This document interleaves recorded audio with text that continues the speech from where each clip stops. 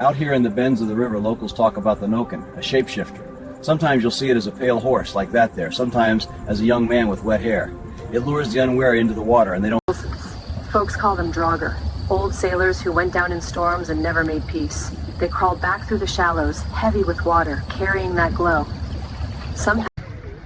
Folks, what you're looking at isn't a rock formation. This is the shore. A kraken so immense sailors mistook it for an island. It favors cold, deep water, which is why we keep this enclosure fed by... What you're looking at is Jormungandr, the Midgard serpent. He is said to be so large he circles the whole world, and here his body loops the entire basin. Those scales... Just beyond the glass, you're looking into a recreation of the hall set to lie beneath the waves. At the center, you'll see Ager, the old brewer of the sea, his crown. Not to be confused with the Draugen from Iceland, sometimes called a half-draug, was once a regular person. They became what you see here after drowning at sea. This is the Hafgufa, our largest resident. Fossil evidence suggests that legends of the kraken were inspired by creatures like this, part whale, part cephalopod. You're looking at what's called a huldra, or holder.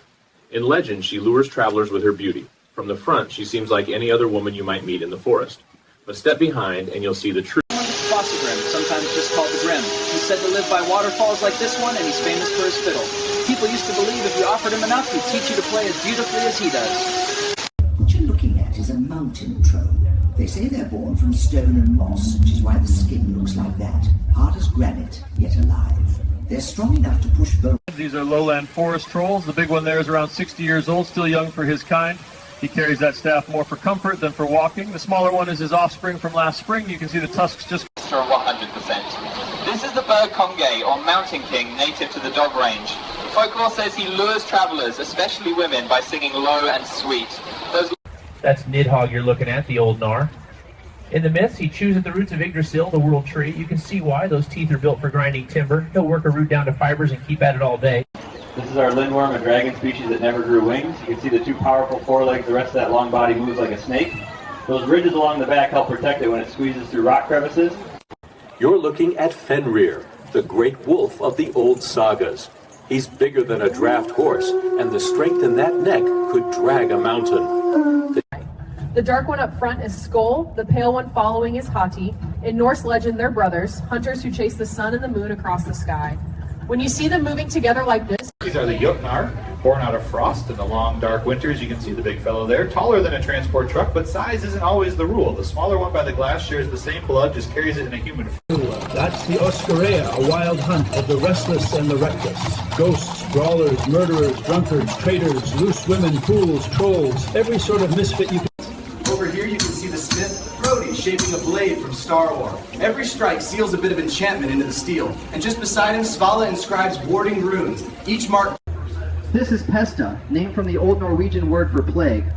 Folk stories say she wandered from village to village. If she came with a broom, no one survived. With a rake, a few were... In Scandinavia, they say the weight on your chest at night is left by the mare. She's no horse. She's a being of the dark hours, the one whose name gave us the word for nightmare. You only see her when you're not supposed to be awake. If you're lucky, you might catch a glimpse of our Nis. They're often described as a bit like the garden gnomes you see in yards. Small, weathered folk with those bright red hats. This is Sleipnir, the eight-legged steed of Odin. You can see the two extra pairs of legs tucked in behind the front and hind set. They move in perfect rhythm, which is why the sagas say he could out... Edgar Fulner, the falcon said to roost atop the world tree in the old sagas. She weighs just under 5 pounds, but her wingspan reaches nearly 4 feet. The white in her chest keeps her cool.